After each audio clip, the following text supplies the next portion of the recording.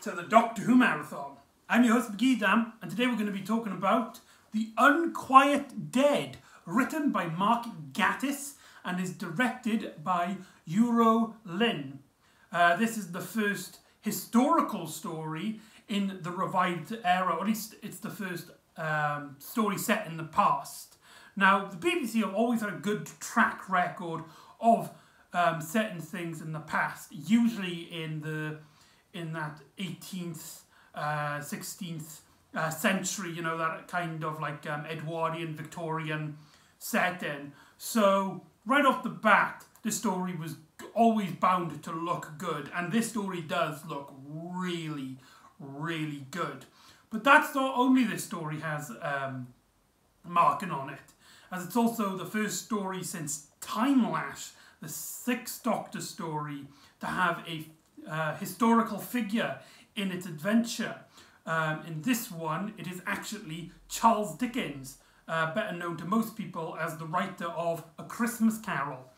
This story is actually set on Christmas Day in 1869, which, in my head, I haven't heard anybody talk about this, but in my personal head, I consider this as an unofficial Christmas special, giving Christopher Eccleston his own little Christmas special, which would be really nice. When this story just tackles everything I like about Doctor Who. For those of you who don't know, one of my favourite eras is an era known as the Philip Hinchcliffe era, when Philip Hinchcliffe was the producer of Doctor Who during the Tom Baker era. His stories would usually focus on dark gothic adventures inspired by horror novels and classic literature. And here is no example, because what a lot of people have forgotten is that the Christmas Carol, which this story takes inspiration from, I mean, it's got Charles Dickens and ghosts.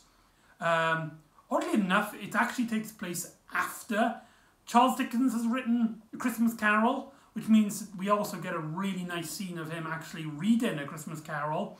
But it's not one of the kind of cliches. Something happens to a historical figure, and then they get inspired to write the story like that. It's not like Mary Shelley or H.G. Wells or really any other Doctor Who historical figure. No, in this case, the book, in terms of the story, came first. And he just decided, and he's just now living an event which is very similar in this. The Philip Hinchcliffe era, which is the era I love, always tackles these kind of stuff. And what people seem to forget is the Christmas Carol is actually a horror story first, with Scrooge being shown these horrible, terrible visions and really disturbing imagery, before at the end it has a very optimistic turn of events where Scrooge becomes a very happy and cheerful lad. And something similar happens to this. This story has a lot of inspiration from A Christmas Carol, but in no ways is it an adaptation. Doctor Who wouldn't do an adaptation for up until 2011. Oh my god, that's 10 years ago since Doctor Who's Christmas Carol. That's only now just clicked, that's really weird. But it does borrow elements. I mean, like I said, with the ghosts, it's got Charles Dickens, it's set on Christmas Day, but it doesn't like retell the story. It's not like the Doctor or Charles Dickens goes to the past and then sees visions of the present and then go to the future. Sure, the Doctor's a time traveller who goes from the future and gives little bits of details about the future, but there's not much in terms of a blank reference to A Christmas Carol. I've just realised I've spent a little bit too much talking about the Christmas Carol. Now, this story, I fell in love with this story as soon as I watched it. Every moment of it I adored. When I grew up, round about my teenage years, it started to weaken in my head. I found that a lot of Mark Gatiss stories are very, very similar, both as in his TV and his audio works, with essentially he does the cliched, take a historical figure and put them in a story that's similar to something that they are experienced with, or at least with like a novel, something which he would then go on to do in later stories. For example, The Robots of Sherwood would have Robin Hood in it, and the Doctor basically being in a Robin Hood similar story in a sense. That's just Mark Gatiss's thing, and it's really odd because whenever Mark Gatiss is writing, whenever Mark Gatiss is writing for any other show, he has a very particular way of writing, and that is the sense of dark humour. He was one of the creators of League of Gentlemen, this really weird, dark sitcom, which if you haven't seen it, go watch it. It's really, really weird, and it's something which I really gravitated towards. But that never leaked out into his writing for Doctor Who. He always wrote his Doctor Who a lot more serious, and when there ever was humour, it was a lot more lighter in tone and much more what you would imagine Doctor Who humour would be. But in recent years, now that I've grown out of that the teenage era, just being like a grumpy sod against Mark Gatiss's work, I find that we talk about the rest of his stories when we get to them, but I find that this story holds up really well, in my opinion. Mainly it is the directing and the acting. This cast is easily one of the best of the new series. You've got Alan Davis, best known for playing, what's his name, from Blackadder. You've got Evelyn Mize, who would later go on to play Gwen. Here she plays Gwyneth, this maid character. You've got Christopher Eccleston and Billy Piper. You've also got, I can't remember the name of the guy who plays Charles Dickens, but this guy was literally born to play Charles Dickens. In fact, this isn't actually the first time he's played Charles Dickens. He's played him a few times, most notably on stage, but he has played him before on television, and he's also written a book about Charles Dickens. So they basically got an expert of Charles Dickens to play Charles Dickens in a Doctor Who story about Charles Dickens. That is perfect. That is perfect.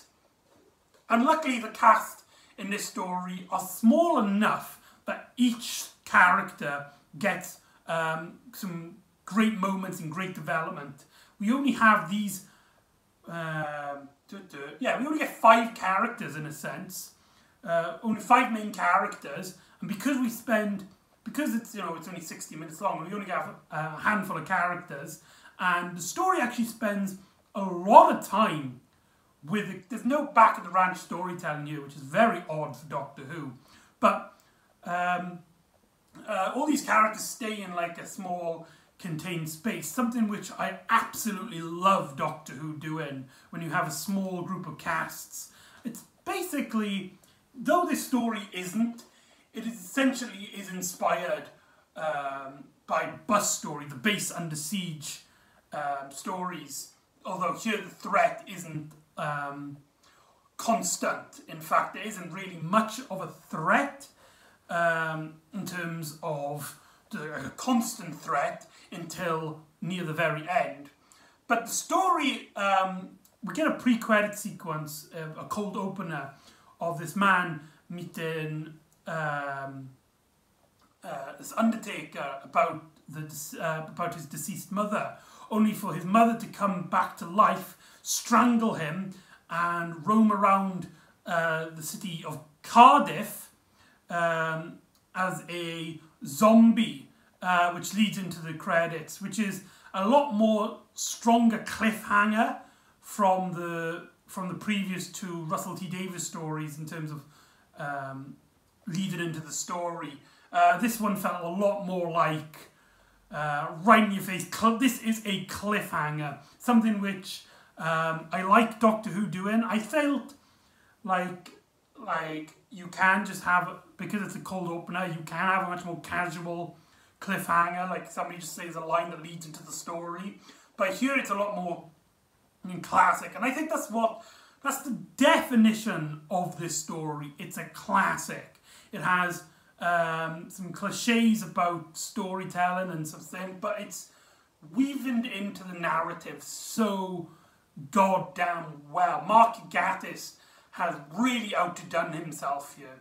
The Doctor has been trying to take Rose to 1860, I believe he said Lancashire, but accidentally gets into 1869 Cardiff, re-establishing a plot element from the classic series in that the Doctor doesn't always land where he wants to go. The TARDIS kind of has a mind of its own, something which would be established much more prominently in the later 11th Doctor era, for those of you who are interested.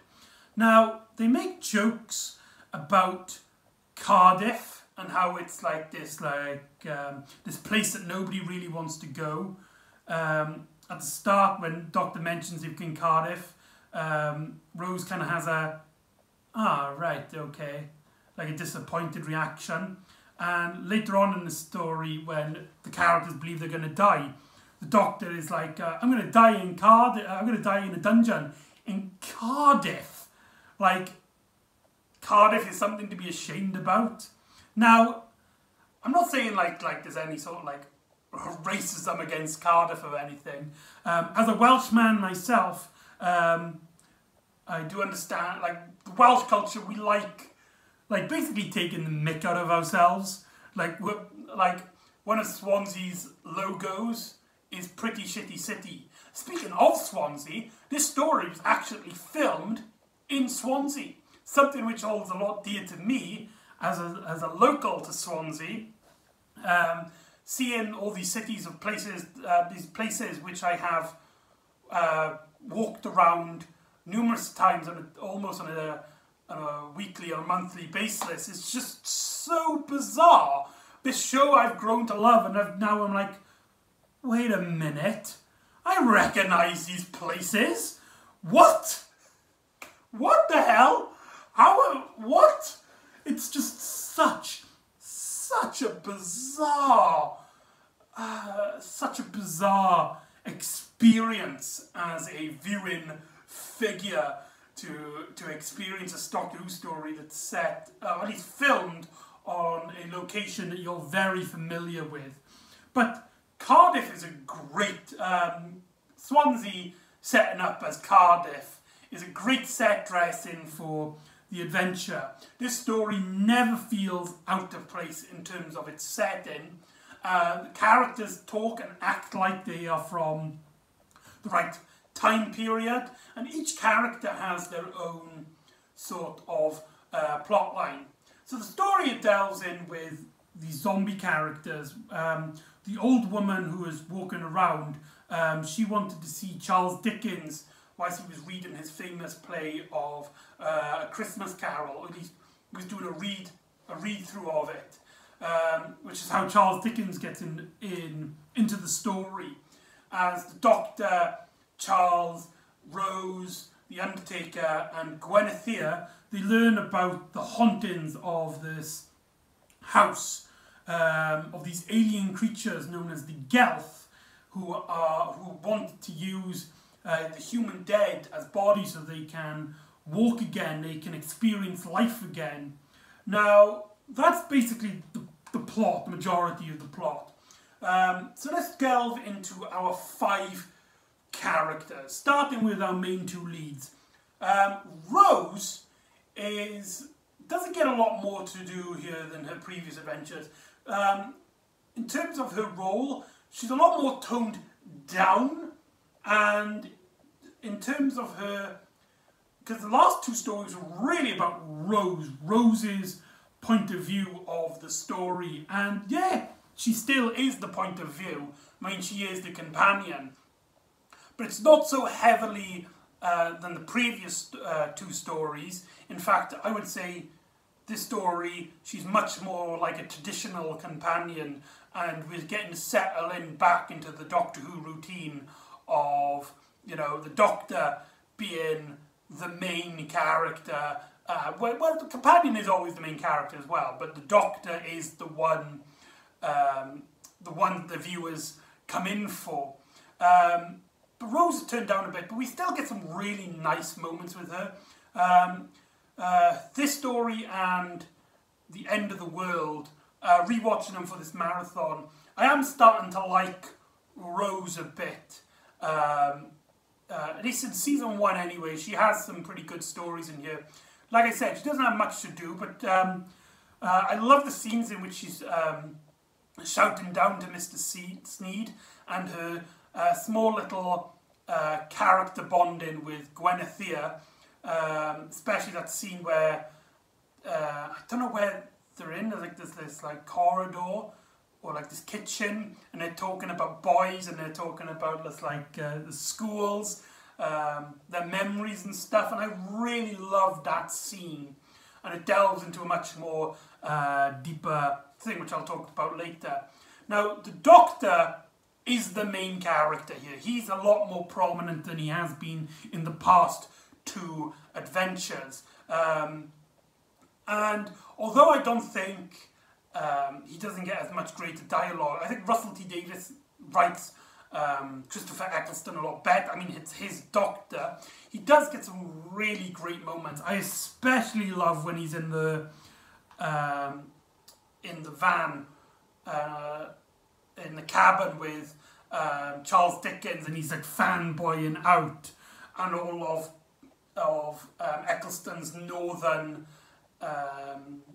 words, all of his quotes, the way he speaks is so casual in a way. I love how he tells Charles Dickens to shut up at one point, after Charles Dickens is like, I don't believe this, and the Doctor's just like, well, shut up then if you're not going to believe it, I want to listen. I love that bit. And then I also like how he apologises. This leads into our next character, Charles Dickens himself. Now, this story pairs him a lot with the Doctor. In fact, I don't think there's any scenes without him and the Doctor. Them two in this story are a pairing, and they are absolutely great.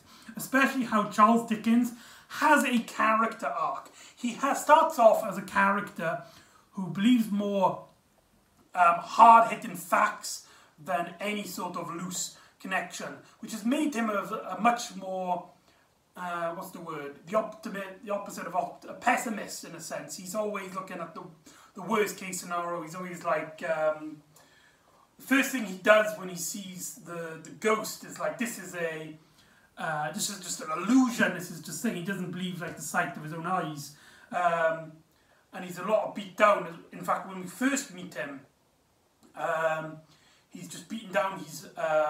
He's in not mourning, but he's depressed, as he won't be seeing his family for Christmas because he's just lost. He's just in the routine of this thing, and he says something about like how his imagination has ran out. He's an old man now. He's seen everything. He knows everything that he's going to know. Life has basically become a bit stale for him.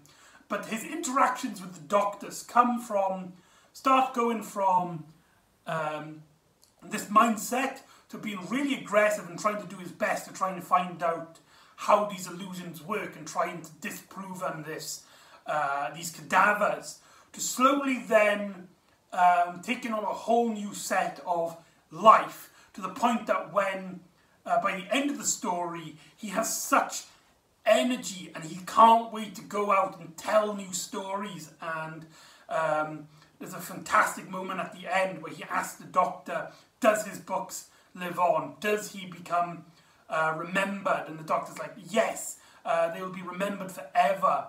And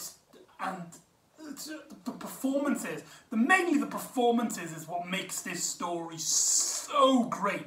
And the setting as well. I really love the setting and the dark atmosphere. There's a lot, the humour here is a lot more, it's not as morbid as Mark Gatiss' usual work, but it is more morbid than what you'll care to expect. It's a lot more darker in tone, like I said, with the doctor telling Charles Dickens to shut up is a fantastic line. Something I feel like Tom Baker as Fourth Doctor would do. There's also like dialogue about the stiffs. The stiffs are walking, and how and I think what really shines out in Mark Gatiss' writing is the character of Mr. Sneed, the caretaker of this home, and the what's it called?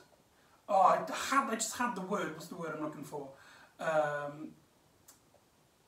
Not a grave digger. Undertaker. He's the Undertaker. Yeah, isn't he? And he's basically in this mindset that he's seen all of this before, like him with all these dead bodies coming up and being resurrected. It's basically gotten into a routine for him, and he's kind of fed up with it. And his pairing with Guinevere is just something iconic, and there's some really great dialogue between them. But when he's serious, it really works as well. I especially love the scene where he's sitting down in his chair and he's telling the doctor about how all of this is happening, how all the bodies come out, and how he got the house cheap because of ghost stories and spookiness, and it was actually good for his business. I really love that. He's gotten so used to this lifestyle that dead bodies are just that, like items that they're nothing to be really concerned about to him. To him, they are just part of the business. But he has a much more great sense of humour. I especially like the scene in which, after he kidnaps Rose, he says, "It's like, I don't know, I didn't plan any of this." So he's a lot quirky, and he's the closest thing the story has to a comedic, comic relief character. But it never goes so far that it becomes ridiculous. It's always played at a straight face. Alan Davis, for those of you, know that he's a great comedic actor. But this story is probably the most serious you'll probably ever see of him. He just owns that role. I feel like if this was any other actor playing this role, the role wouldn't be as impelling. Fun fact about this particular role, in fact, it was originally written for a younger actor, specifically a Scotch actor, by the name of David Tennant. But Russell T Davies saw him and thought that he would be much better for a role later down the series. I wonder what that could be. David Tennant. I wonder if that name rings a bell to the Doctor Who fan base. Oh, we'll find out later when we get into whatever David Tennant's in. But yeah, that's David Tennant was originally supposed to play this role. I literally can't picture, physically can't picture David Tennant in the role. Alan Davis just owns this role. And the final character is Guinevere, played by Everly Miles, who is much more known to Doctor Who fans as Gwen from Torchwood, basically Captain Jack Harkness's companion in a sense. Later on in the line, there would actually be a continuity reference as to the connection between the two characters. This story deals with the concept of the rift, a gap in space and time connecting this place to another, which is actually a source of plot convenience for Torchwood, as many plot elements deal with the rift, and that is leaving an imprint of Guinevere, which is why Gwen looks like Guinevere and played by the same actress. But Guinevere, here she's maybe the weakest character in terms of the writing. Evelyn Smythe is a phenomenal actress, and she plays this role phenomenally well. This quiet, shy, but then when she's like in the mode, when she's like in the zone in her mindset, her eyes just stare like that, and her eyebrows kind of go twist between curiosity and focus, and she gets a lot of emotion out. And I think if with Smythe, if this was played by any other actress, I don't think this role would have been as strong as it came off in the Ed version. But her plot element is a lot more intertwined with the story, which is a criticism by the fact that she is the weakest character out of the five. Not a bad kind of character by any stretch of the word, just the weakest. She's the maid of Mr. Sneed, and she has a gift, basically a psychic sense, which connects her with the rift, which connects her to these ghosts, which and we learn through dialogue about her gift, about how her parents try to keep it hidden, but it's getting more and more ridiculous. That scene in which she's talking to Rose, and she can kind of see her world, and she goes on, and it's really, Evelyn Smythe's acting in this scene is so well. It stands out. Every time I think about the story, my brain instantly goes to that scene when she's talking about the metal boxes that move across the streets, and the birds. No, they're not birds. They're metal birds in the sky with people in them. And you've seen so many things. The darkness, the big bad wolf. And she tumbles back and she's like, sorry, I'm so sorry. I tried to hide this, but sometimes I can't help it. And the doctor is, it's revealed, is watching this and is just like, you can help the Guelph to come into this world and come into this world and live a peaceful existence. And that's a dilemma midway through the story on whether she should go with help the Guelph. Rose and the doctor have a bit of a disagreement, as Rose is like, no, we should respect the dead. But the doctor's like, it's basically recycling. You don't use your dead, you don't need your dead. You just put them in the ground and you mourn them. Whilst these people, they can reuse these bodies and survive through these dead bodies. And there's a bit of a conflict between there until Guinevere is like, do I have a choice? And she originally believes that they are some sort of angels, that they are someone who, and she incredibly pities for them, and so she decides, yes, I'm going to try and help them as much as I can. Until plot twist, it turns out they were evil all along. So let's talk about the Guelph. Now, they are these ghost-like creatures in the first, and this is one of the experiences of the Time War. Used in the last two episodes, it was just referred to as the War. This is the first time it's referenced as the Time War, giving it a little bit more detail into the narrative of this storyline, and that because of the Time War, they've lost their physical forms, and so they want the dead people, and they say they're only small numbers. Doctor promises to take them away to a planet where they can live. It's not a permanent solution. However, when the gate is open, thanks to Guinevere, it turns out there are hundreds of them, and they plan to take over the world. Now, I think the twist really doesn't work looking back. I mean, the idea that they tricked the doctor and they're not as innocent as they appear, that is a good concept, and plays to the fact that like the doctor tries to help as many people as they can, and they've taken advantage of that. But the way it's shot and the way it's played off, when it's like these blue ghosts and then suddenly they're like these flaming red and they got the sharp teeth and the evil eyes and they're like, ha ha ha, fooled you! I think the actual twist itself didn't land as hard as it should have.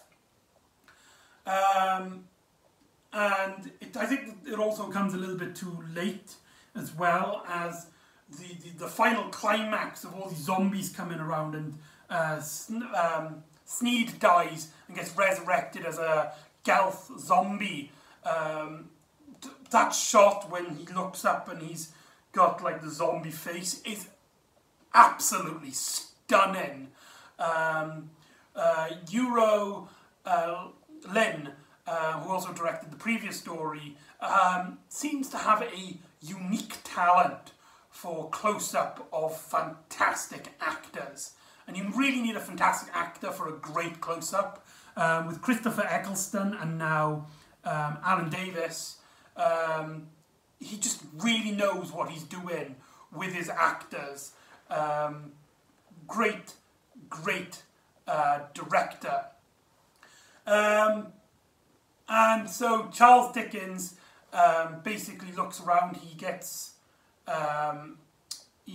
comes up with this idea of flooding the place with gas, and somehow that will take the ghost out. I'm not an expert on gas. I don't know. It doesn't sound logical to me, but I also understand that I'm not an expert on gas science. So I'm going to give the story the benefit of doubt and say that it's just me being stupid. And it leads into a very sad ending in terms of the narrative, when the Doctor, Rose and Charles Dickens had to basically force themselves to leave Gwenethia there. She's the only one who could hold them off enough to destroy them in this building. And she sets flame off whilst the place is flooded with gas, exploding it, leaving the narrative on a somber note. But there's a little scene at the end when the Doctor and Rose are getting into the TARDIS, and Charles Dickens is just full of life. He's like, I thought I knew everything, but it turns out I'm just beginning. I will make my way to London immediately and spend Christmas with my family. And that's how the story ends there. So that's The Unquiet Dead. Overall, it's easily one of the best stories so far out of the 3 stories that we've tackled so far of the 9th Doctor adventures. It has some really great directing, some really great moments, and I think what makes this story stand out, what makes this story so memorable, is its acting. Each performance, each actor gives it like 110% and really knows what they're doing in these roles. Yeah, it's a little bit slow in some places, and a lot of Mark Gatiss is cliches as a writer pop their ugly heads in this story, although this is his first television story, so it wasn't as noticeable when you watched this for the first time. But it is there if anyone doesn't like Mark Gatiss's writing. But personally, I do. So I really enjoyed this adventure. I really had a blast with it. It's one of my favourite 9th Doctor adventures. But luckily for most of us, for all of us really, the 9th Doctor would have so much better stories to lead up to. So in that sense, the story is it's basically the X-Men 2 of the 9th Doctor adventures. It was amazing when it came out. It was easily like, people were like, whoa, this story is awesome. But looking back, and now that we've had so much better stories later down the line, it does kind of get forgotten by most people, which I think is a shame. So, highly recommend it. In fact, there's 3 stories that come in Volume 1 of Season 1. This is the vanilla. You can get the box set of all Season 1 stories, which I don't own. I highly recommend getting all these stories. So there you go, that's the Unquiet Dead. So join me next time when the Doctor takes Rose back to London as we start tackling farting aliens and politics. So I'll see you next time for the Aliens of London and World War III, and I'll see you next time on the Doctor Who Marathon. Ta-ra.